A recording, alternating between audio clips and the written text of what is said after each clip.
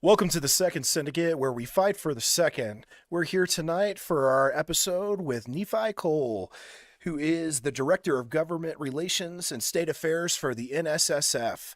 I'm joined tonight with my co-host, Alicia Garcia, aka the Boomstick Babe. Hi, everybody. Glad to have you guys here tonight. Nephi, let's just get right into it. Hey, thank you for having me on the show. It's a pleasure to be here. Looks like you guys are doing some great things. I love seeing you grow. I love hearing about it, and I hear you guys are crushing it. So well done. It's Thank so you, nice Nephi. to see you, my We're friend. glad to have you, brother. So Well, I thank met you for having Nephi a couple years ago down at the Colorado State Capitol because I was so sick and tired of gun control, and Nephi was a consistent face fighting for gun rights. And of course, anybody who's on our team, we have to know each other. So it's been a wild ride. Yeah, every time we're down at the Capitol, we always see Nephi. He's always there. I think he has a secret hidden room somewhere at the Denver Capitol. Yeah, I wish I did. That'd make it a lot easier to sleep and eat at the Capitol. You know, it seems like whenever we're there, it's always firefighting. There's some massive thing, and I credit to Colorado. I think it's something that's unique. It's not a politically friendly state for the Second Amendment, but yet when these bills come up consistently, everybody packs the place. And so I think that your local organizations deserve a huge amount of credit for that.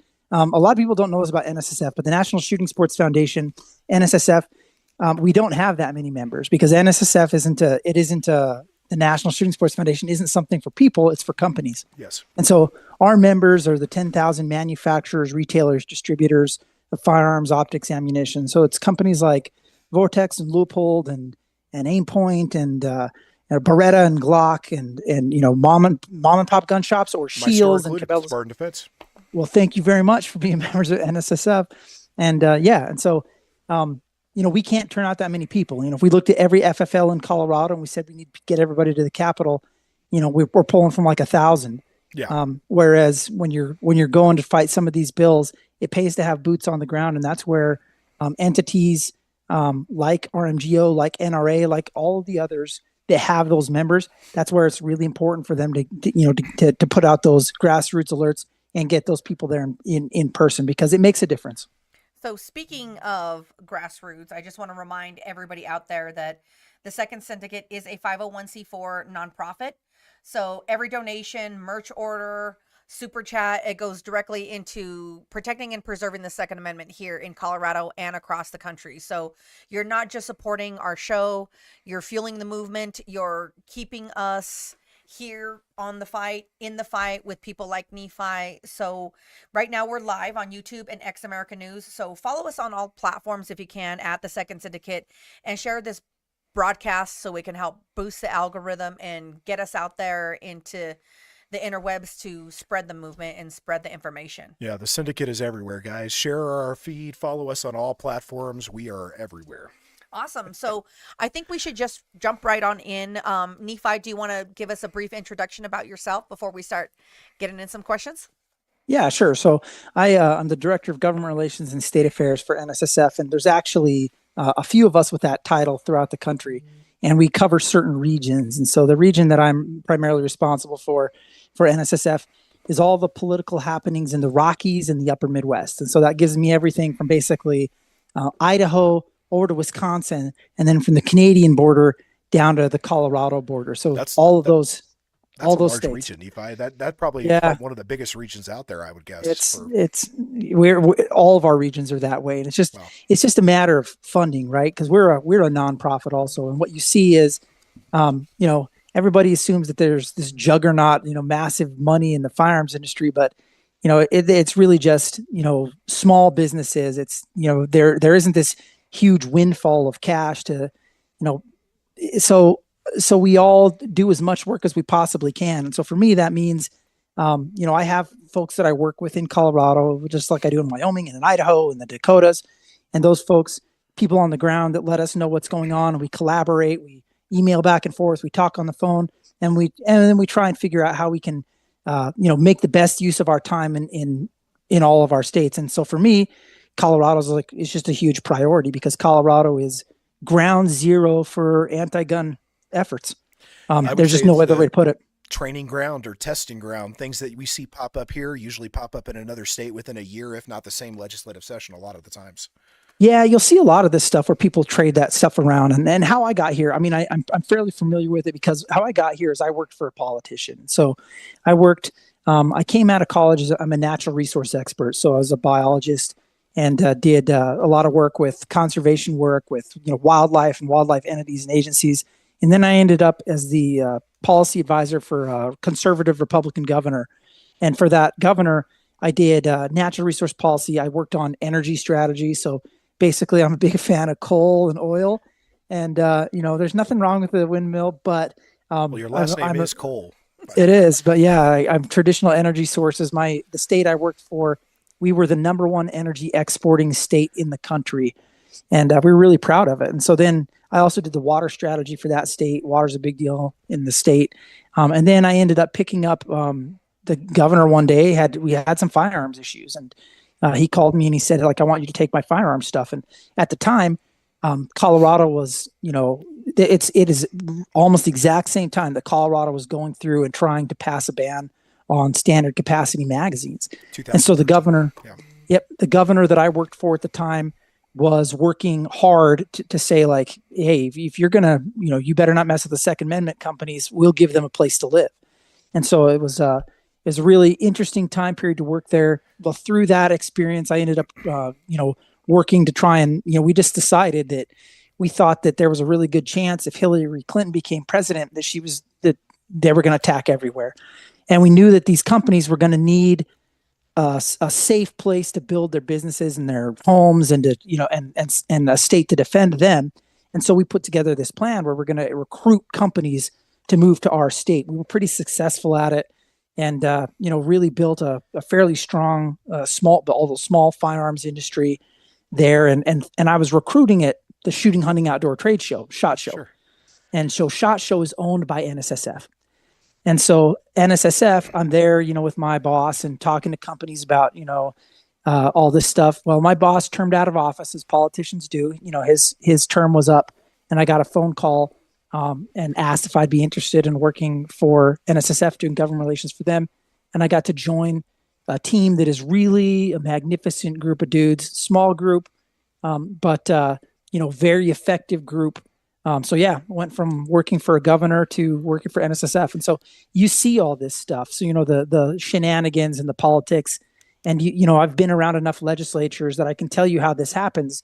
Both left-leaning and right-leaning. It's like you go to a state, you wonder where these bad ideas come from. Well, they come from some other state. And all these legislators who are from one party, they'll go to a big retreat in Vermont or something. And then they'll say, like, what did you do this year? And then they'll pass around draft legislation. And suddenly you see the same bad language that, from Colorado pop up in New Mexico. And you'll see it's bad idea in Illinois pop up in these other states. And it has a lot to do with how they pass around these, pieces of bad legislation, and they hand it to somebody. And a lot of times they're, powerful political interests like the Bloomberg groups who are, pressuring these politicians of, that lean left to bring this legislation. And so that's pressuring absolutely them with this too. Yeah. There's when somebody makes a massive campaign contribution, I don't envy those folks who then have to, when that person shows up and says, wait, I'd really like you to champion a piece of terrible legislation. Like, well, that puts them in a really bad spot. Yeah. Yep. And there's a lot of that going on. It's unfortunate. Was that Texas that you were working in? You said no, it wasn't. It was your neighbor to the north. Oh, okay. Oh, Oklahoma or Arkansas. Wyoming. Neighbor of the north here. I was thinking Texas. Yeah. My bad. No, Wyoming. My bad. Most people don't know that because it's such a small state population. I actually didn't know that. That's interesting. It's a beautiful state too. Yeah, and then Magpul, of course, the corporate Magpul is in Austin, Texas. Yes, and then they moved their manufacturing to Wyoming. Yeah, and Wyoming was really excited because and that's the interesting thing. If you're a state with 500,000 people, if you're a state like big state, that's maybe huge. You don't care. Maybe you don't care about 300 jobs. No, but if you're in, it's huge. Yeah, it's massive. And so, we're really jobs too. Yeah, what a phenomenal company, phenomenal people. Just it's really a pleasure to work for the industry. Honestly, like Oh, everybody in the firearms industry is awesome. Like there are absolutely. good people and bad people in every industry, but our industry has a better percentage of high caliber people than any other No industry. pun intended. No pun intended. My necklace, actually, I have a necklace that says high caliber that I got from a good friend. I So, wanted to ask you, Nephi, was there a defining moment in your life that made this more than just a job, that it made defending the 2A more personal for you? I see a lot of hunting and stuff behind you. Tell us a little bit Yeah. more about that. Well, I've always been involved in the firearms world ever since I was a kid. One of my first memories is going out shooting with my grandfather, who, I always like to say my grandfather was a special man. He managed ranches. He wasn't a rancher. He didn't own the property. He sure. was the ranch manager. So he was like the rip of the Yeah, I was ranch, if gonna you say will. that's exactly what I thought Yeah. about. And he was just an amazing man. And so I grew up kind of idolizing him and getting a chance to, go out and shoot and hunt with him. And then, I think it's really shaped how I think about all this stuff. I have a lot of friends have always been, military friends, and I've always been interested in it. And then, my 11th great grandfather, I think about this a lot. My 11th great grandfather was a guy who was, he was, uh, the first governor of the Plymouth colony. And Oh so wow. he stepped off his name's William Bradford, and he stepped off the Mayflower and like into the Americas, and like ever since then, like that's how long my family's been here. Oh, wow. And I think it's really interesting. Everybody thinks of the Plymouth of the Pilgrims as like almost like pacifists. They Yeah. weren't. I mean, No. it was extremely violent times, and I Fleeting when religious persecution. yeah, when he passed away on his will is public, public document. You can go Sure. look at it. And in his will, he had a couple of, he had like a blunderbuss, like 3 muskets, like 2 barrels for guns, like a set of pistols, a sword. He had like one of those, he had like the metal hat and all this. And so you see that even pilgrims, like from the very beginning, you want to know like what they prize. Like these things were important to them. Being able to Absolutely. defend yourself, being armed was important to them. And I think Well, no one um was really coming to help back then no, in the Pilgrim and they, days. and they still aren't. And Yeah. on his Facts. tombstone, there's an inscription on his tombstone. It says "Qua parcis difficilmente adepti sunt noli terpiter relinquere," and it's Latin, and it It's too means much Latin for me to recognize all yeah, that word. it's it means what your forefathers have gained through hardship don't give away lightly. Oh, wow. If we And could that's only always teach that to these kids now. yeah. That's a really good quote. I like that. Hmm. I like Yeah, that. and that's me. Like that's what I feel like. These things that these rights that that we have really suffered for, bled for over generations. You can't just watch these things go.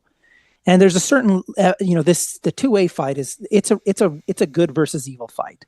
Whenever you have a group of people that are coming in, their goal is to take away a fundamental right. And I don't care what the fundamental right is. Pick your right. Yeah. But these are rights that belong to anybody. They're God given when you are Yeah. born. God And given. when somebody shows up to take that away, like that's straight up good versus evil. And that's really easy to get behind the good guys on that one, is to say like, no, I I believe strongly in choice. I believe strongly in an individual's right to determine their own direction. And when people are trying to take away ultimately your ability, your self-defense, whatever you want to call it, whether it's defending your nation, whether it's defending your neighborhood, whether it's defending your house or your person, all these things, the people that are trying to take that away, it's simply wrong. And so it's really easy to get behind working for an organization whose goal is to preserve your right to make that decision for yourself. And I love working for NSSF. It's a privilege.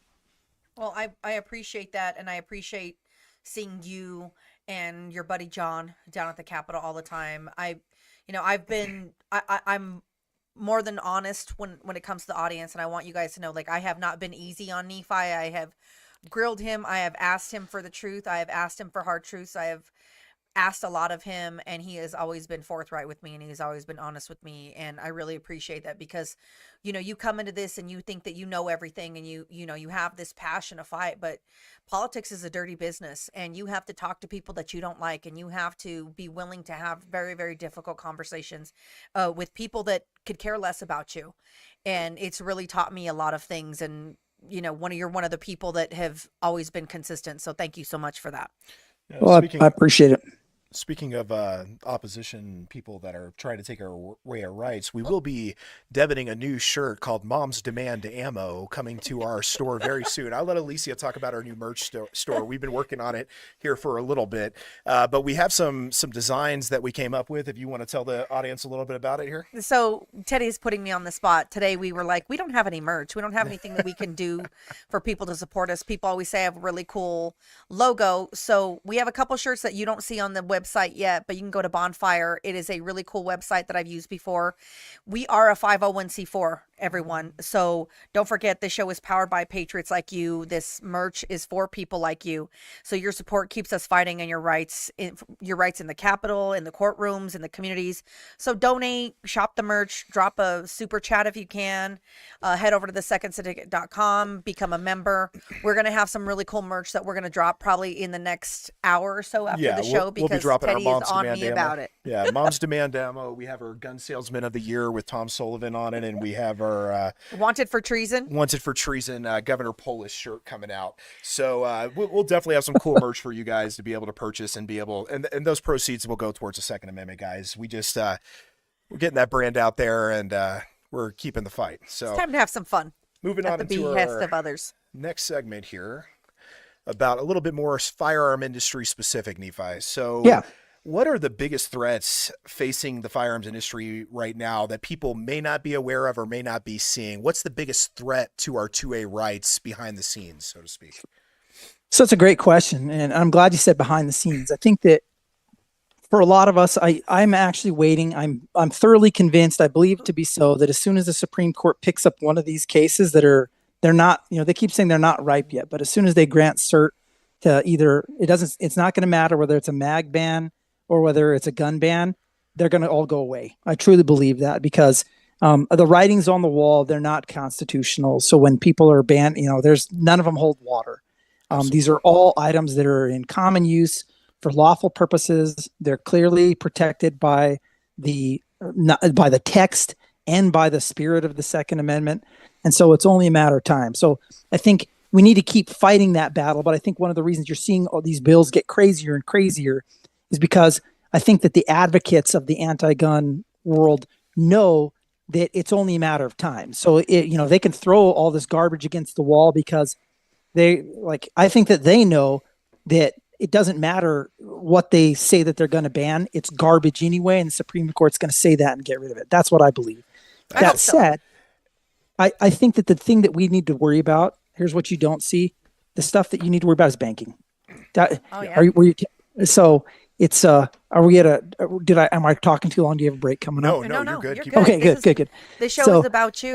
One thing I do want to announce is we just had a $50 super chat. By the way, thank you, Robert Rizzo. Woo-hoo! We appreciate you, big guy. Thanks for watching tonight. I think for a $50 super chat, at some point I'm going to get shot with a water gun. I don't know where it's going to come from. Or what's going to happen, but I have a feeling it's going to happen. $50 is it's coming. Okay, I was told it's coming. So yeah. Get Alicia. So I think she deserves it. Oh God. What you guys need to look at is you need to look at third-party discrimination. So third-party discrimination was already occurring. It started under the Clinton administration. It was perpetuated under the Obama administration. And what that is, like Operation Choke Point, right? Yes, we were going to mention Operation Choke Point. Thank you for bringing that up. Operation Choke Point was an effort where they, behind the scenes, what they realized is they can't take away your rights. It's unconstitutional. So instead, behind the scenes, they tried to take away ability to do business. Yes. And so what they did is they targeted certain businesses and tried to remove their access to the banking and credit industry.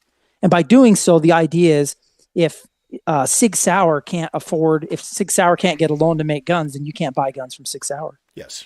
And so that's the whole purpose behind this. And they did that.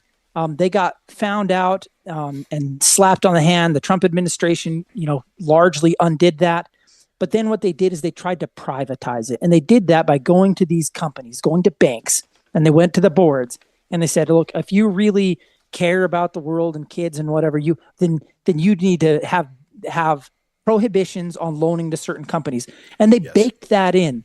And so what they're doing is they're trying to bake in these banking policies that say, like, you can't, if you were a member of the disfavored industries, fossil fuels, guns, or whatever, then you don't get the same rights as everybody else in terms of where you can use your credit card.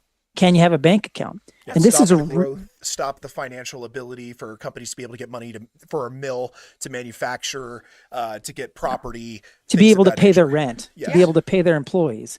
I mean, it's just a really insidious way to basically try and force people out of business by taking away their access to something that businesses have to have, access to finance. We're seeing that in Colorado too, because we have now state licensing that goes into effect in July. We're going to have a state version of the ATF. We've got a new 6.5% excise tax. And a lot of people out there in the world, they don't understand on firearms, margin's thin. 6.5% of the total sale of the item takes almost all the profit out of it. If the company were to eat that, there would be no profit in it, no ability to do it. Then we have things like the semi-automatic ban that's going into effect next year that they just passed here in Colorado. That's going to make it, I mean, that bans the majority of people's business here. It's trying to take the industry out completely. And the majority of firearms are semi-automatics that are magazine fed. And they're clearly protected by the Second Amendment. And so, these are challenging issues. So, banking, if you want to look at where the sneaky part it's going to be, they passed an MCC bill in Colorado last year, Merchant Category Code bill.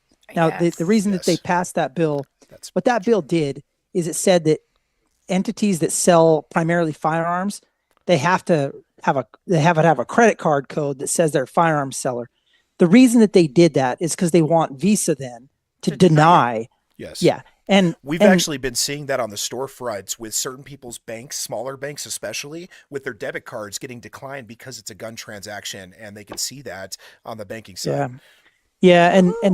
And that's a big issue. Sorry, we just and got another donation from Zack Attack. Thank you, Zack Attack. Sorry about that. Thank you, Zack Attack. We appreciate you. Not about the credit card. It's all good.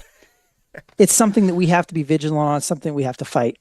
Because and here's the best way to do it. It's some of these states. What we've done in Colorado tries to pass a bill that says you can track MCCs. Last year we went to 18 states and NSSF and passed a bill banning it. And so what that did is it made it impossible for them to have a national effort at that. And so if you look at every state surrounding Colorado, you can't do that. You can't track people's. Yeah. And so, but we, what does NSSF do? Well, we lobby Visa, we lobby American Express and like these other companies, and they don't, they're not going to do it. Yeah. And so they're saying like, no, we have no interest in being the comptrollers for somebody's, for these efforts.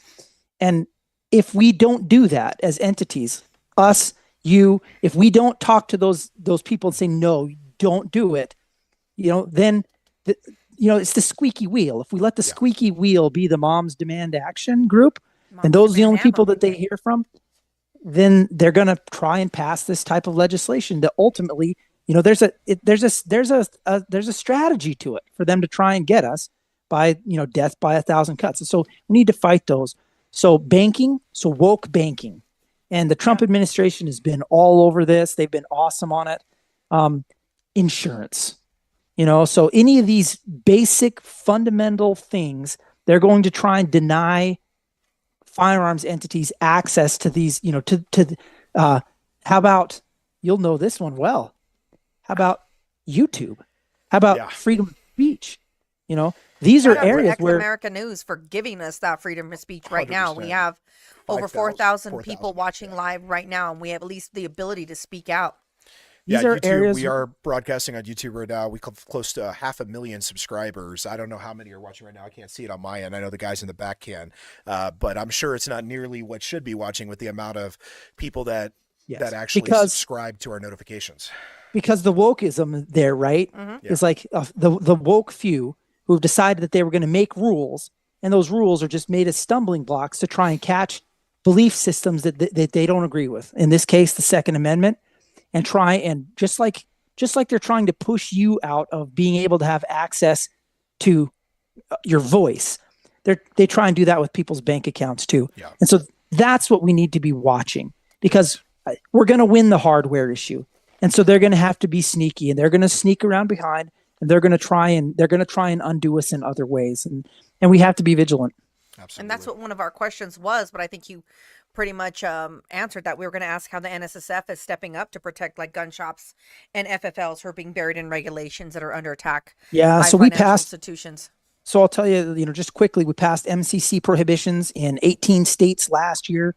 We've passed the Financial Industry Non-Discrimination Act in a bunch of different states. And what that act is that's bills in different states that prohibit discrimination based on you can't deny access to funding for these entities solely because they're related to the Second Amendment, related to firearms. And so we continue to work on those issues, free speech issues,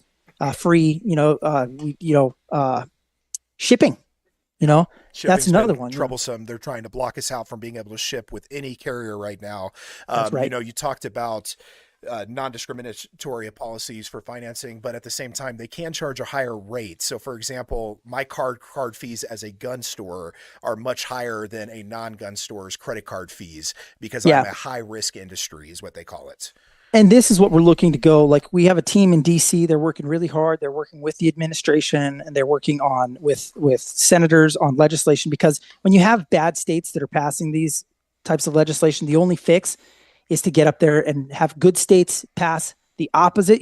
Basically, you have to put your thumb on the other side of the scale, and you have to get federal action. So it's not reasonable. Firearms industry is not a high risk industry. In fact, we are one of the safest industries. We're safer than trampolines by a long shot. We're safer than bicycles. We're safer than automobiles. And so this idea that we're somehow a high risk industry, you'd ask how. The only thing that we're at risk of is we're at risk of junk lawsuits. And that's something that we're trying to put a stop to as well. And that's why we passed the Protection of Lawful Commerce and Arms Act. That's why we try and protect that. That's why in states like Colorado, individuals are trying to bring legislation to circumvent protection of lawful commerce and arms, because, and for those that aren't aware, the PLCAA just says you can't sue a firearms entity because the gun works, which is what the lawsuits that they're trying in New York right now, in New Jersey, they're trying to say, well, it's a public nuisance.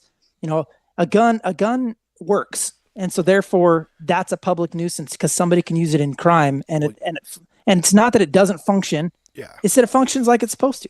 Correct. And so it's just the PLCA way protects that us about the that. user is using it. You don't see them going after Ford and Dodge for running down groups of people in the street with rented vans and trucks, like we've seen terrorists do. Yeah. Budweiser is not responsible for whether or not somebody gets pulled over for a DUI.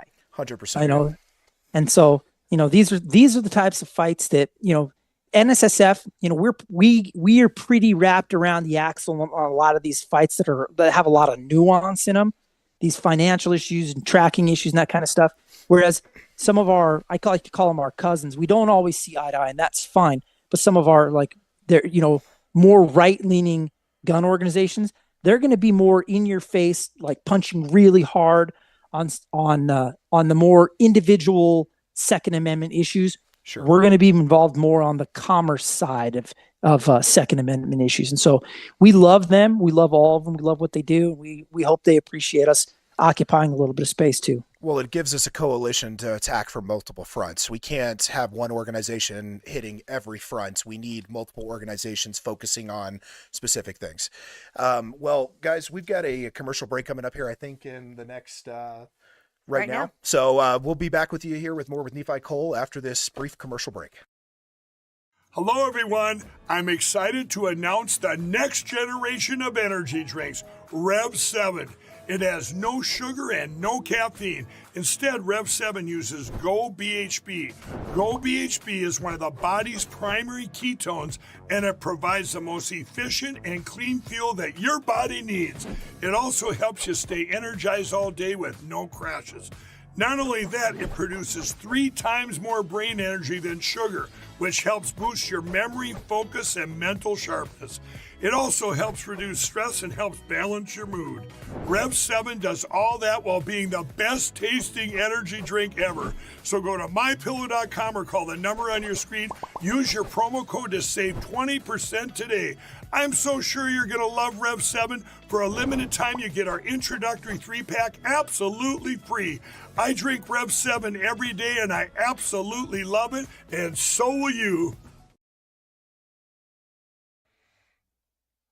Welcome back, everyone. We had a special donation from Zack Attack for a really good chunk amount of money. So they're going to... Is that vodka? No. Just I love this. I love this. Fun stuff, guys. Fun stuff.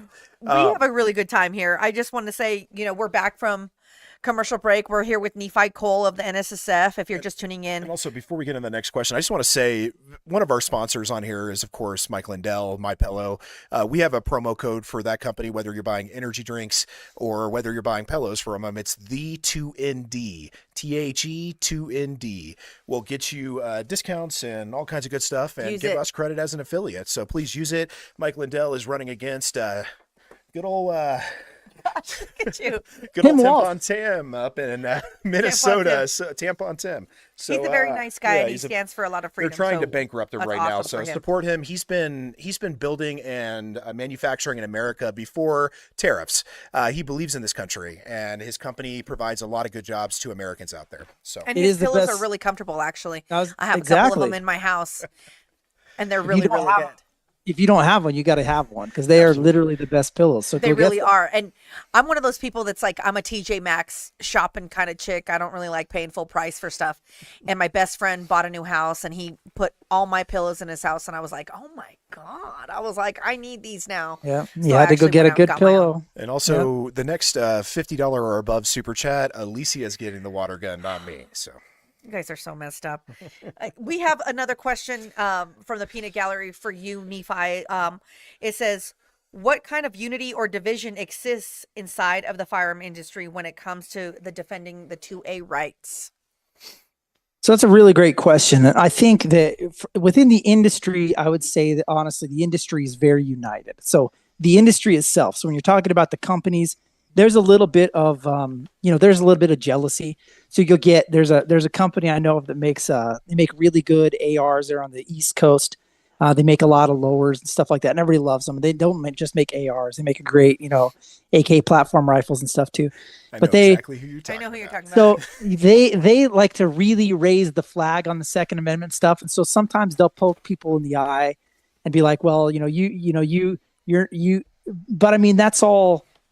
At the end of the day, I would tell you that every one of these companies, they all, they didn't think that one company disliked the ATF enough. And the issue is all these companies are doing the same stuff. They're all having to jump through the exact same hoops, and they're all ultimately working in the same direction. They're pulling the same way. So I think we have to be okay with the fact that some of our companies are going to just be more vocal about it. Typically those, smaller companies. Your larger companies, though, like those companies, the biggest companies in the world in terms of firearms, are actively putting money towards the Second Amendment fight. They're paying for they're paying for the soldiers on the ground to do the fighting. And I'd say that the industry, 100%, there's nobody in the industry that wants us to give up on the fight. There's nobody in the industry that's saying, "Hey, let's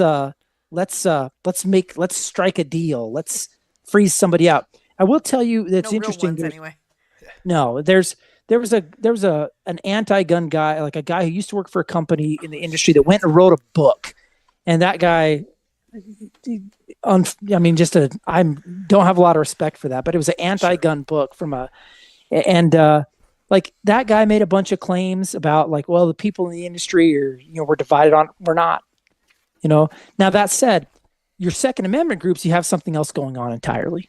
Yeah. Which is there are a lot of groups that there's the old vanguard, right? The groups that have been around forever.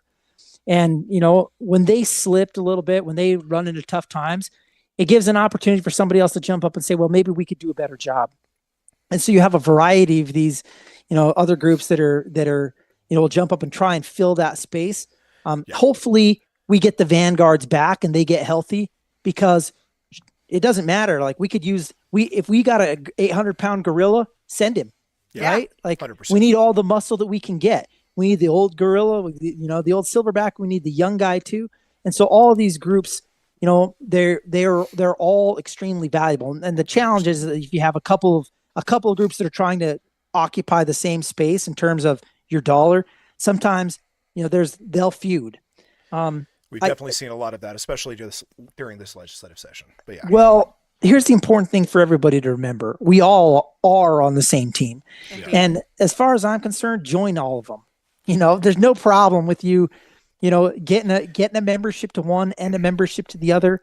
I will say, vet those memberships, though, and vet who you're giving your money to, because there's a lot of organizations out there, especially on the national scene. Now, NSSF, I've seen you at the website. Oh, $50 super chat. Alicia got squirted. All right, awesome. But there's a lot of I lost my train of thought. Give me a sec.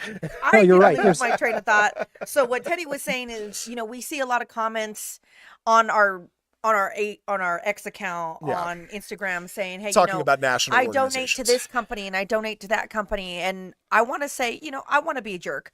Everybody knows I'm a pretty loudmouth person. I don't really hold back, but there are some organizations that are doing a lot in the media. They throw a lot of events and they like to be the cool guys on the scene. But when it comes to being involved here in Colorado, we don't they see don't them have at the legislature like anybody we see Nephi here in Colorado. or- I don't see them. Nobody knows where they are. They don't have any state representatives. So it's like, we really, really need help here in Colorado. So Yeah, there vet are those fake organizations. There really are. There I are wouldn't even groups. say fake groups, because they do things on the national level. It's just that money is not spent here in their local Here's states. what I'd say to be careful of. Vet your groups. I mean, you're entirely right. There are groups that have multiple state entities, and I'm not going to mention them on here, Sure. but we'll leave that out of this. but that, like, they don't show up during the sessions. No. Like they do an Instagram feed from their car driving down the road. Yep. And they talk about, like, they're in the fight or whatever, but like us more they're money. but they're not in the fight. Nope. I mean, we can mention some of the people we did see at the legislature this session. I mean, we saw RMGO, we saw CSSA, we saw NRA, we saw NSSF. Those are some If you're organizations showing, we did see. look for the people that are showing up. Look for the people that are showing up and support them. Support them how you can. And here's the funny thing I'll tell you about NSSF. You can like us because you guys, like, here's the funny thing. Like, you can't join our group. So for everybody, we tell them, like, hey, if you're a company, join us, because none of the other entities represent a company. But again, that's what we do. And our we don't collect money from individual memberships. We make, like, our lobbying efforts are just an auxiliary of being a member of NSSF. If you're a member of NSSF, it's just like, we have lobbyists for NSSF. That's what we do. We're not going out and seeking lobbying contributions. Sure. It's our job to represent the industry. Absolutely. But lots of credit to so many people that, again, we don't all see eye to eye, but Travis with NRA and Ian with RMGO, man, they're both on the ground and they're both going to war for your rights. They're not going to see eye to eye all the time. That's just fine. We don't need to see eye to eye all the time. In As long fact, as we're all fighting for the same cause, that's all that matters. if somebody can throw a jab and open up the window for somebody else's right hook, that's phenomenal. Absolutely. Celebrate it and appreciate that's how we get this done. We get this done by having different voices, because sometimes different voices can talk to different legislatures. Absolutely. Well, we're not going to win this fight by ourselves. We need allies. We need to come together. We need to form an army. We need to be able to fight back collectively. That's one of the things that we heard when Teddy, Rosie, and I were talking about creating the second syndicate. We said, we need an organization. We are of the people. We are the people of Colorado. We should start this organization and give people a place to call home. And, we had so many people say, well, RMGO already exists. CSSA already exists. The NRA already exists. I said, and guess what?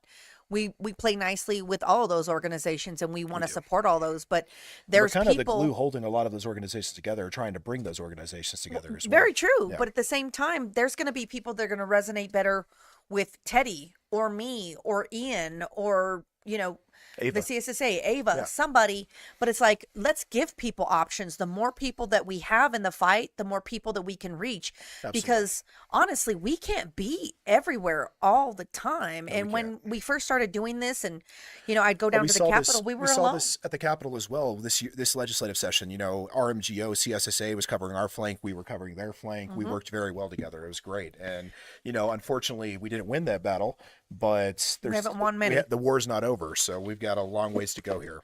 But I'm very thankful for the other people that are fighting with us. And one of the things that somebody said to me is like, oh, Ava made a video or Melissa made a video. Aren't you going to make your own video? I was like, absolutely not. They covered I it. don't want to waste my time. I'm thankful that we have them because now I don't have to do that part. We're not covering the same thing. I can refer them to Melissa. I can refer them because we're all friends. We work together. I want to see us all succeed. And Speaking of it's which, nice. we'll have Ava next week on the show. Oh, yeah, we will. Yeah. There's only so much bandwidth that an individual has or that an individual organization has. And you can't be everything to everybody. So, we should celebrate the fact that, 100%. somebody else, that's the direction that they want to go and they want to get excited about that group and supporting that group.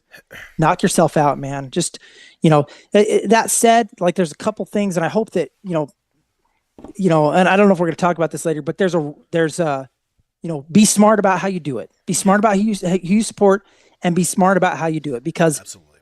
it's really not going to hurt anybody to be a member of like a lot of members of different organizations. No, that money's going to the 2A.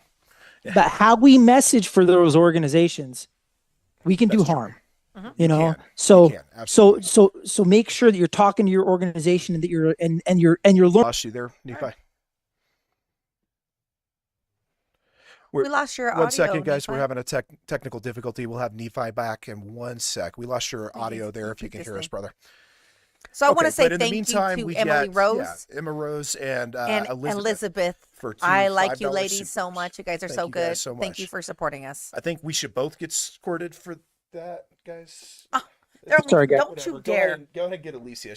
Don't you dare. There you go. It was, There we go. We got you back, brother. that's how you know that what I was about to tell you was super important. Was that when Bloomberg gets it? Yeah, That's how you know. They're cutting your audio feed over there, bud. Yeah. Welcome back, my friend. I don't remember what I was starting to talk to you about, but it was really important. We were talking about It was when you make that phone call. Yes. One respectful phone call, taking somebody out and having coffee with a legislator that you haven't, that represents you.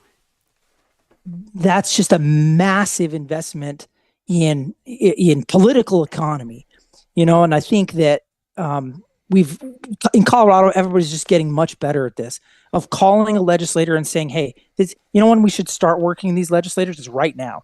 Absolutely. It's not We got during the another session. Legislature coming up. We got another legislative session in Yep. 2026. Now we have 8 months to do the work. And what's the work right now? The work is figuring out who the representatives are. And like it is saying, hey, I'm your constituent. I'd love to meet you for coffee and talk with you about what's important. And you don't even need to know what legislation is going to come up. If you go out with them and buy and you can't buy them a coffee in Colorado. That's the funny part. But if you go out and drink coffee at the same table as them and visit with them and say, look, this is important to me. These are things that I care about. Here's what's going to happen. Next January, when somebody's considering a crazy piece of legislation, you're going to be able to walk into their office in the Capitol. They will remember you. And there's a chance that they will vote the right way. Yeah. It's not always going to happen, but it happens enough. It's always better to try sugar before you go to salt. And we've tried that with every legislative member that we have met with, discussed with this legislative session. There were a few, unfortunately, that were just lost causes. So we went to salt and we were able to successfully flip a vote with someone in our local area here. We won't go into too much detail about that. Some of you guys know about that recall campaign, but it effectively worked. He switched his vote and voted against SB 003. Not that it changed the end result, but it was still one out of many votes that was necessary that needed to be flipped. Moving on to our next topic, though, here, Nephi, something that I want to talk to you about as an FFL. That's someone who, during all the amount of time that we've been speaking out against these anti-gun bills, had a snap audit. is the ATF's zero tolerance policy, which was recently overturned by the Trump administration. I wanted to talk about that, and I wanted to ask you the Biden about that. The Biden administration's zero tolerance policy on FFLs caused a lot of fear in the industry. How was the NSSF instrumental in fighting back and ultimately helping eliminate this? And what was the real world impact of that policy on dealers? Because as you said, NSSF represents dealers, and you also do audit protection and things of that nature for your members. That's right. He was really excited to ask this question to you, by the way. We have a team of people that goes around and works with FFLs. And so a lot of you, who are, a lot of you know JC. Yep. JC so, and JB. Yep. Who again, and we have those teams all over the nation going around and helping people with compliance. Here's why that was such a terrible rule. So the no strikes and you're out rule, the Biden rule, basically treated everything like it was exactly the same. I think we all agree that if someone egregiously, if someone were to come into a shop and say like, oh yeah, this guy's he's clearly a criminal. Yeah. I mean, and he's got still a gun. 13 tats on his knucks, yeah, things like that. Yeah, he can't, and he's standing there telling his girlfriend to, file the paperwork while he's, that's one thing. It would be reasonable to, maybe to say like, oh yeah, no, there's no zero tolerance for that. Okay. Correct. But here's the problem. We could all agree with that. That's not what they were doing. Absolutely. What they were doing is they were finding somebody that made a mistake on 4473 where they forgot to initial a spot because they did a cross out. Or the background check was 31 days old versus 30 because they didn't count the calendar days right or something of that nature. And they wanted to strip their license for that. 100%. And so they wanted to FFLs that got shut down from this. Yeah, 1,000. Yeah. So there were 1,000 of them this last year that the Biden administration was successful in doing that with. And just people that and in a lot of cases, these aren't people that they actually finished the entire proceeding. They just buffaloed people. Yeah. They just turned their license in. They didn't want to deal with it. Yeah. They're like, I just don't want to deal with it. I quit. And so, I mean, again, it's egregious discrimination. They would never be okay with you doing that to their own employees, right? If you're like, well, you're an ATF employee. They're upset about that right now you're because fired. we're getting cracked down with all the foreign and illegal work that's getting out of here. Well, look at the double standard as well. For example, if you, owe the IRS money, they're going to charge you interest. But if they owe you money and they've had it for 3 years, they're not giving you interest on that money. They're sorry. They're sorry, but there's no responsibility. Yeah. Also, the big thing about the zero tolerance policy under Biden that a lot of people don't realize is it did not apply to the ATF making clerical errors and errors on their forms their side. So it was complete double standard. Yeah, and so what did we do about it? So it's been rescinded, and our team in DC, where we have a very strong DC team, has been in all the offices, and they were part of working to identify the acting director, new directors were on that all the time, and they were part of negotiating and pushing for that and lobbying, so that it's one of the first things that the Trump administration did. Yeah. And so we have a great team there, and that's what we do. That said, there actually aren't that many of us. Our government relations team for NSSF, I think we're like 12 people deep. Yeah. And that 12 people deep, like that's covering 50 states. 50 state legislatures. And then the other thing I do all of our Fish and Wildlife Agency stuff. So I'm going to, all those events. And then my specialty, because I work for a governor, is I go to all the governor's events. And so if you have a big get together where a bunch of governors are there, I'm going to show up at that event and then try, again, a lot of what we do, the same things that you need to do. So the same things that you need to do as individual citizens and entities is you use this off season right now. Yes, the sessions is over, but that just means that we have 8 months. Start sharpening your knives and cleaning your guns. No. You're exactly right. It's time for us to go and build the relationships that we need to be able to fight this battle again when this all starts back up, because it's not going away. And so what we have to do is make sure that we are talking to those elected officials, getting to know their staff, getting to know what their priorities are, sharing with them the information that, because ultimately, at the beginning, I said, this is good and evil thing. Yeah, it is. It's a battle of good and evil. And that also means it's a battle of truth versus not truth. Absolutely. And here's the one thing I know. The truth is on our side. 100%. And so for us, I was I don't know if you name's Nephi. I was a Mormon missionary for a couple of years. This is nothing more than missionary work. Sure. It's just finding people and telling the truth and teaching them the truth. And people may not like the truth at first. It might be contrary to what they want to hear. But if you find people and teach people the truth, you're gonna win converts. And that's what all of this is about. It's about us going in and finding those people and making converts and making sure that they hear our message, because when they hear the message, the truth is on our side. This is good versus evil. We're the good guys. And so, 100%, sir. White hats. and we can bring people with us, because you know what? They don't want to be on the losing side either. They don't want to be the bad guys. They are the bad guys, but there aren't too many of them. There's at least one I can think of, but there aren't too many that are just straight up evil, but maybe there's one. So, You're much more kind than me, Nephi. Let us know later, and we'll make a shirt for that, Nephi. Shout out maybe to you already Tucker. have. Tucker donated $5. Yeah, my Thank you adopted so son, much. Tucker. Thank you, Tucker. We miss you. Well, again, you guys are doing great work, and that's the thing that everybody needs to realize. I hear a lot of people, I see a lot of people who are disappointed with Colorado, and what I will tell you, here's nobody wants to hear, the fight is alive and well in Colorado. Well, Yep. And as much as we don't like it, I'll tell you, Michael Bloomberg is very upset with the returns he is getting on his investment in Colorado. 100%. Because they lost seats this last election. Because we are winning battles. Yes, sir. We are winning the war. We may be losing battles occasionally. Correct. But the reality is, if you look at the legislative makeup, we do this all the states. Colorado's a super majority -1 vote of being able to do whatever they want. Absolutely. The Second Amendment groups have crushed it in Colorado over the last 3 to 4 years.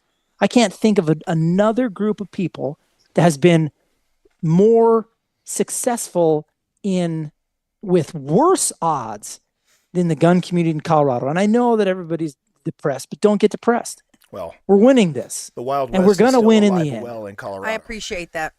I really do, because we're beat up and we're tired, and I know you know that.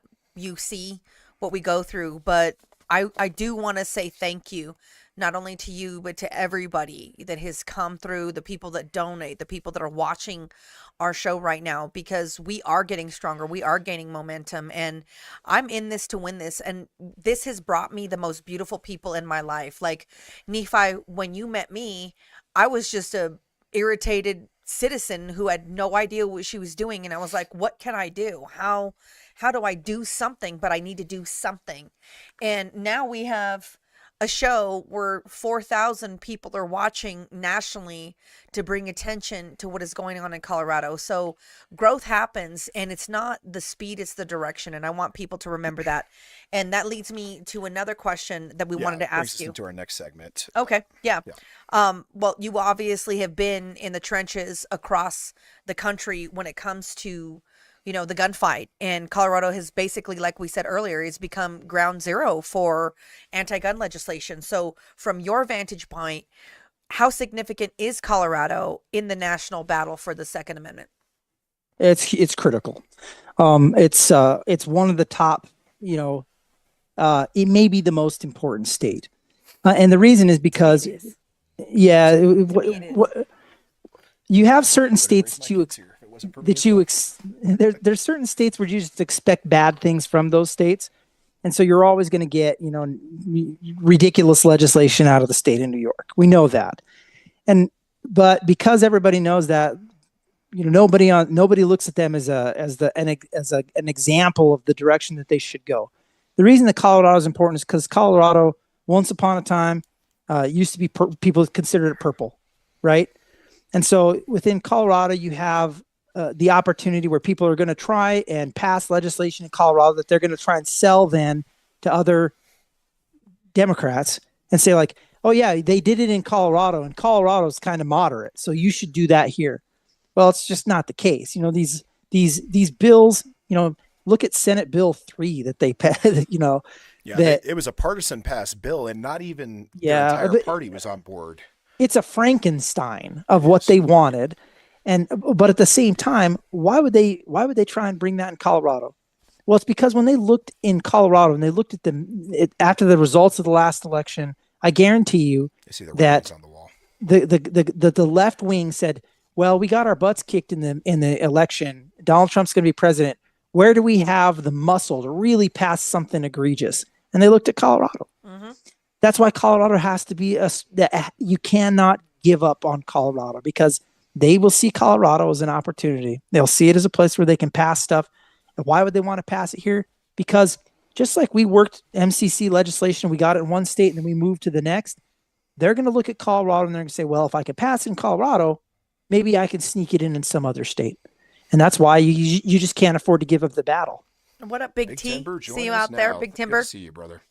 All right. So, Nephi, what lessons have you learned from the battle here in Colorado, and how can activists, retailers, everyday gun owners better organize to prepare for what's coming, for what we see happening here in the United States, not just here in Colorado? So here's the biggest lesson I learned. And you talked about somebody whose vote you were able to change, and I'm going to use that as my lesson learned for this session, which is in Colorado, that legislation that they were trying to bring was so bad. Most of the sponsors who were Democrats on that legislation, they didn't even read it. They had no idea what that bill was. They kept calling it a magazine ban. Mm-hmm. They had no idea what it even was until they had already signed up for it. And so here's what I discovered. A bunch of those people were like, they wanted nothing to do with it when they figured out what it was. They were stung enough from last year and what happened in some of the primaries and stuff. They're like, we don't want anything to do with this bill. So they were lied to in order to get them onto that bill. And they were sorry that they were on it. These are Democrats who didn't want anything to do with it, and they were sorry that they were even a part of it. Yeah, they felt bamboozled. State senator here in our area. And here's what Yeah, they were a sponsor. They took their name off as a sponsor once they read the bill. They don't want anything to do with this anymore. They're done with it. And so here's what I know. Give them a place to be done with it.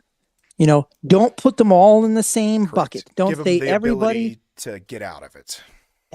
Don't say everybody with a D next to their name is the bad guy. Realize that there's a contingent there that doesn't want anything to do with this issue anymore. Since you give them the space. Break coming up here, but since you mentioned that, during one of our rallies that we held up at the Capitol, we actually had someone who was running for a Democrat. I think, was it a Congress position or a state rep? He for state Senate. senator. State senator. For Senate. He is running for state Senate, and he is a Democrat, and he was extremely pro-gun. He actually spoke at our rally against the bill that they were trying to pass. What was it? Dennis Shum, I believe, out of Trinidad. Was it Trinidad? I think it's Los Alamos County. I'm from Trinidad. That's what it is. Yes, absolutely. So, I mean, it's not everybody in the Democratic Party. It really isn't. I mean, don't get me wrong, it's the majority, but there are people in that party that are more reasonable. Unfortunately, they just have to have a way to back out and not support these bills. You have to give them the ability to do what's right. On that note, we are going to take another commercial break from a word from our sponsors, and we will return shortly with some more words from Nephi Cole of the NSSF. We'll be back with you in a moment.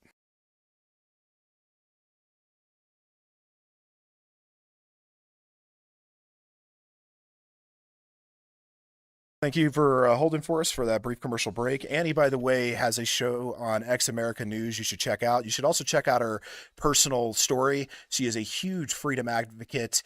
She fled Iran, if I remember correct, came to the United States seeking freedom, and now is a huge patriot and proponent for the Second Amendment and freedom. So definitely check out her show. Check out her art. If you need anything done, she can do it. Use the code THE2ND, same as our other code. So, and she's absolutely beautiful, too, by the way. She's a very stunning lady.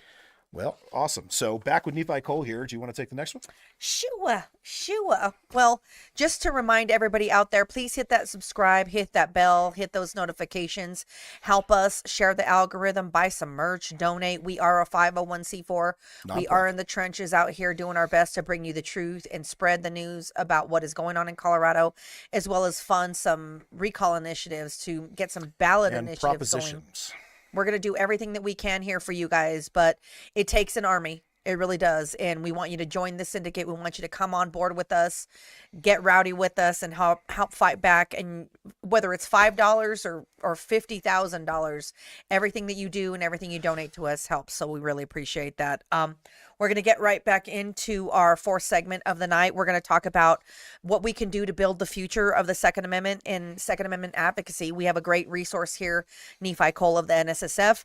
So one question that we want to have for you is, what does a proactive 2A strategy look like? Something that goes beyond just armed defense, but in your words, what are some other things that people can be doing?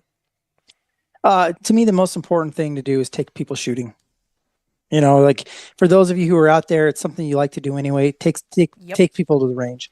You don't make Second Amendment advocates by explaining to them what the Second Amendment means. You make them by introducing it to them. And Guns are the gateway drug to freedom, ladies and gentlemen. Yeah, Nephi, I was going to say that's hugely important what you just said, and I've talked about this before. Is the left likes to argue with fear. They don't want proper education of firearms. Otherwise, they would be doing what Arkansas is doing and teaching gun education and safety in schools. They don't want that. They want people to fear this item. They want people to be afraid of it, and they want them to be ignorant. Education is key. Taking someone out and getting them behind a rifle, getting them behind a handgun, and shooting for the first time takes the unknown away from it. It takes the ignorance away. So that's huge. So very good point, sir. I really love that. That's it. There you go. Take somebody shooting. If you're, and I'd say, reject the artificial within the community. Don't let the artificial, there's these artificial divisions between like this group, that group, hunters, not hunters, tactical guy, over under shotgun guy. These are all you can these. say FUD, Nephi. It's okay. FUDs. Don't, FUDs leave tactical guys alone. Tactical guys, hug a FUD. Hug a FUD. Hug a FUD. I'm going to make a shirt on that, Nephi. You don't own hug that. A FUD. He is on a mission tonight. They need a a t-shirts, hey, let me tell you. We are a Black Rifle I'm telling store. you. I am anti-FUD, but you know what? Hug a FUD. I love it. We're doing that. I like Write it. that Hug a down. FUD. That's good. Because Shall we donate some proceeds to the NSSF I think from we that? could. We should do that. just be a member. Okay. You guys, I think your business is, but if you're a media entity too, media entities can be members of join as a NSSF. media entity as well. I did So- know that. And let us do, then you can get me a badge to SHOT Show. See? So it just Nephi, makes I heard you said you were going to get us into the party with a helicopter shoot next year.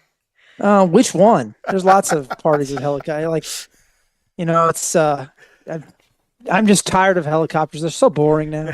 Shooting from helicopters is so passe. Oh, excuse me. Oh, you got to have your gee pinky whiz. up You when you got do some- that, buddy. Dirt on your shoulder there. So another question that we have for you, Nephi, is how do we win back the messaging war, especially with younger voters and suburban Americans who may not understand the gun community but still believe in freedom?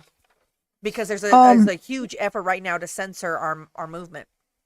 So I think I actually think it's going to keep getting better over the next 3 to 4 years because I think I don't think people are going to tolerate it anymore. I think that they've seen the discrimination. We got to give this administration time to work on it. We got to message this administration, but it is not. There's nothing cool about. You've been to the Capitol, you've been to these debates. The other side that's fighting this, there's nothing cool about it. It's a bunch of people who are every time. We show up. and they're like, it's people who, I feel for them, because they're scared of everything, right? The entire world is extremely frightening. They're hiding. They're like, I can't even get out. I can't even walk out of my house because I'm so scared of the world. Like, that's not cool. It's not real. And when you meet people that are real people in the Second Amendment community, and we were like, make sure and be yourself. That's the number one thing. Like, we don't need to be tougher than who we really are. We don't need to scare people because the reality is, like, we're cool people, and we're a much funner group. And introduce people, bring them in, open the doors to the tent. Take them shooting. And part of that is key. This goes to the FUD point. People don't have to look like us to be gun owners. They don't have to wear a flannel shirt. They don't have to wear a camouflage shirt. They don't have to like the same type of gun. It doesn't matter, right? And that's part of the thing that we have to do is we have to be okay with making sure that there's, we need diversity in gun ownership. You need to make sure that we're not, making some group feel like that they are, somehow the Second Amendment doesn't belong to them. It belongs to everybody. So Indeed. make sure they all know it. Shout out to Tony Simon. The second is for everyone. He does a really good job of that. Every time I hear that, I think of him. He's working his tail end off out there in New Jersey, teaching people, taking people to the range. State for gun control. It's awful. Yeah. It's awful. So another question, and we'll give an outro and we'll say our closing remarks. But for FFLs, for business owners, and all the citizens out there watching, what's your advice for getting involved and having a real impact on state level legislation? It's to show up, for FFLs. Please be willing to come to the Capitol and not just come when I say show up. The best thing that an FFL can possibly do is find out who your elected representatives are and then go have coffee with them and say, I am a business person. I employ this many people. This is my space. And make sure that they know like what you do for the community. And then if they want to be friends with you, take them in. Be friends, regardless of where they're from, what they look like, what kind of car they drive. It doesn't matter. Build that relationship. If they're uninterested in it, in having a relationship with you as their constituent, replace them. Yeah. And let them know you feel that way. Say, look, I'm willing to give you the benefit of the doubt, and you represent me. If you don't want to represent me, I'm happy to try and find somebody else. But have those conversations with them. That's the best thing that you can do as a business owner is get to know your elected officials and demand. It doesn't matter what their party wants. You're their constituent. They work for you. And let them know you want them to work for you. Absolutely. Wonderful. Absolutely, Nephi. Do you want to take over? Yeah. So, something. I'll thank Spartan Defense. So our biggest sponsor for our show is this man and his wife. The reason that we have this amazing studio and these microphones and this equipment and all of the things that we're doing is because of Spartan Defense. So I want to say shout out to Spartan Defense for being our biggest supporter and for being my business partners in the Second Syndicate. We couldn't do this if we didn't have each other. And that brings me back to something you said earlier about bringing the right people into your life and being open about being a gun owner. We don't have to be all the same. I have made some of the best relationships and I met some of the best people ever that show up for me and support me in ways that I never thought that people would or could. And it's really taught me the importance of why we fight so hard, because I tell my students every day, this is not only about guns. It's about learning to love yourself enough to stand up for yourself and use your voice and do everything you can to protect yourself. And I am creating that when we're doing this, and we're creating that when we're talking to people. So shout out to Spartan Defense, bruh. Thank you. Appreciate it. Oh, where can you donate? So, as far as donations concerned, we have the Give, Send, Go. We also have now on the Spartan Defense website, anything you purchase, you have the opportunity to round up to the nearest dollar to donate to the Second Syndicate, or give additional donations if you so need to or feel that you want to. So yeah, we have that set up on SpartanDefense.com now. Awesome. So I just want to say, Nephi, before we wrap up, first of all, thank you for taking the time. Yeah, you're a to join busy us. We man really with all the appreciate states you it. cover, brother. Thank you for taking this time to come talk to us. And It's a for the pleasure. fight, I know you're always everywhere. Every time I talk to you, you're on the road here, you're on the road there. I met your lovely wife at the NSSF SHOT Show. And SHOT Show. that lady must be built out of patience and sugar, because I know you're traveling a lot. So shout out to her for supporting you and holding you up. Good women are hard to find. So, And speaking of that, shout out to you for all the time you I donate to do? this organization, all the time you donate to the 2A fight, not getting paid to do it. You're awesome. send me money. I mean, I literally met her at the Capitol arguing with a left-wing anti-gun Democrat. It was the Predator. The Predator. It was your girl Epps. Miss Epps, who's no longer in office, thank God. We got her out of office. Got so rid of that's that great. hoe. I don't know if her So- replacement's much better, but I'm glad she's gone. Honestly, I don't think there was anywhere you could go but up from that That's gutter true. trash. Yes. Oh, Shout dear. out to you, Epps. Hope it's well. Oh, God. So yeah, tell folks, Nephi, where they can find your podcast. I think it's called Your Mountain, and how to follow your work with the NSSF. Well, I appreciate that. So that's we're representing NSSF here today. But if you're interested in hearing some geeky stuff about outdoor policy and how that affects you if you hunt, then look at the Your Mountain podcast. Check it out. Any place you can find a podcast. And in terms of NSSF, go to nssf.org. And so we've got a big web presence.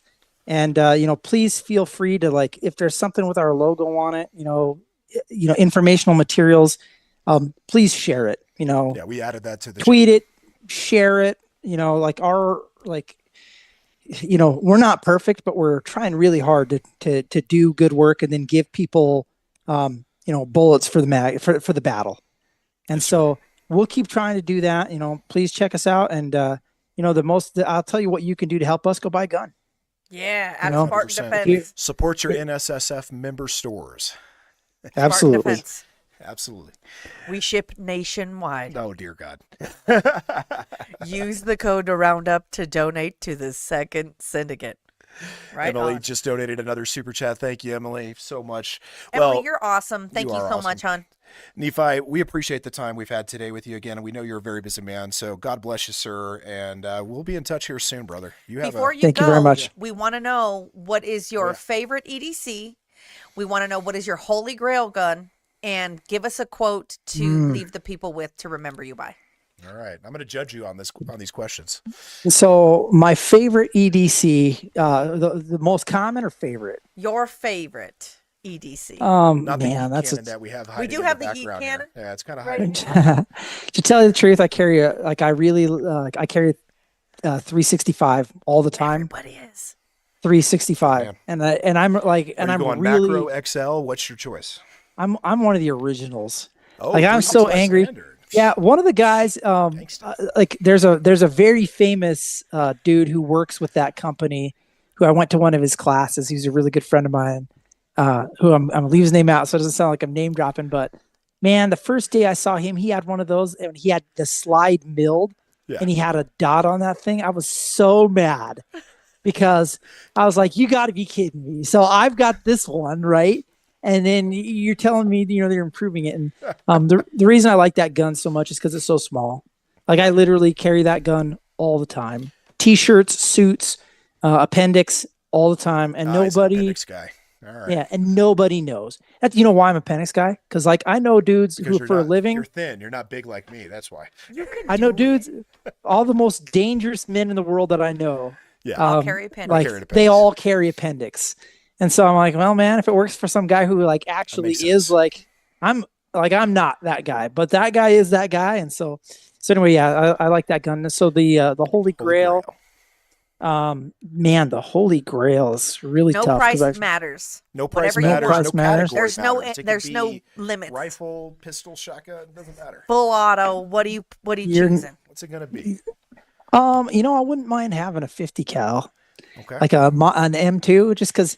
The other stuff, like, I really, the Madusi? Might as well. I mean, you said I could, as soon as you said I could have a machine gun, because I really like long range rifles, and I have some really good ones from companies that I love. I love the guys at, Gunworks, and so, like, and I love good handguns. Staccato makes some beautiful stuff. Yeah, and, like, we sell a lot of Staccato. Man, really nice 2011s. I love, and then bolt guns that can bolt guns that make it stupid easy to shoot at incredible distances. I love. Like that, and so like my little Accuracy International peeking out back there. Yep. And I I love ARs, but I have a couple, like, there's a company called Wyoming Arms that makes these. It was making, like, some really high end, custom gas guns. I love those. And, like, I'm lucky because I work in the industry. And my wife, as you've mentioned, is very patient. And if I really like a gun, she'll let me work it off. So she'll let me go find them. So I'm a big fan of guns. And I also, so I just thought of this, and this is what I should have said. I just got from a pre D-Day M1 Garand. Oh, nice. Oh man, and so that's dope. Oh yeah, it's awesome. And so maybe I need, like, a pre D-Day 1911 too, to, like, add to that collection. You should find That'd be awesome. So for me, like when it comes to 1911s, my holy grail, Singer sewing machine 1911, the Singer Oh, yeah. 1911s that were made by the sewing machine company back during the war. Yeah, just One of those. super cool. I love everything about the firearms industry, the people that are involved in it. Nothing is more American than a rifle. Yes, sir. Just God like, bless it. you know, like Cuba has cigars and France has wines, the rifle is ours. It's uniquely American. Yes, We sir. make the best in the world, we always have. And so it's something we should be very proud of. I think God that's bless you, man. a quote That's awesome. to Yeah, that's a quote to right leave there. off of, that there's 100%. nothing more American than a rifle. I love that. We love it. You're Well, just Nephi, dropping all kinds of you are, quotes man. and ideas on us today, aren't you? Well, I'm trying. Well, to My our best. viewers, we appreciate you joining us tonight. This just isn't a show. Like we say to you guys, we are on the front line out here. We do go down to the Capitol. We do fight. We do help coordinate lobbying efforts and recall efforts and ballot initiatives. We also work directly with the Colorado Federal Firearms Licensee Association. Teddy is the vice president of that. I am the secretary of that. I've actually seen many meetings that are in negotiations, and Nephi's in there, and he's grilling these people and he's giving them hell and he's asking and saying really pertinent things. So he's in there in the fight with us. He's the And- common sense in the room. You know, I actually, just on a side note, I was in one of those meetings not too long ago, a couple months back, when we were talking about the new permitting process for FFLs, and you were making such good points to these people that they were like, well, I don't know. Well, we never thought of that. And you're like, well, how are you going to make laws and you haven't even considered A, B, C, D, E, and F? And I was like, They- tell him, Nephi. They're still working on it. They're like, it's a lot of education to be done over there. Well, I don't think that they understand when they're making these laws that they're making laws based off of misinformation, stuff that's They're coming making from laws every based off town. emotion. Oh, well, not only based on emotion, but lies. They're literally Yeah. basing these things off of lies, and they're allowing big people like Bloomberg and every town to write these laws think and one of the bills biggest- and push them down people's throats. I think one of the biggest gasps I heard this legislative session in the Capitol building was our guest last week, Royaball. Sheriff Royaball was in there, and they asked him straight up, were the guns that were used in the Club Q shooting obtained legally? And his answer was no. No. To which they were dumbfounded, and an audible gasp was heard in the Yeah. room. But it went like And this. it went right over their head. There was like Yeah. a brief recess. They had to like reset. It was an Yeah. interesting time because they were expecting a different answer. So yeah, they don't fight Yep. with the facts. They fight with emotion. And shout People out who to him. legally, this is a guarantee. Everybody who, like, if they're watching your podcast right now, none of these people are a problem.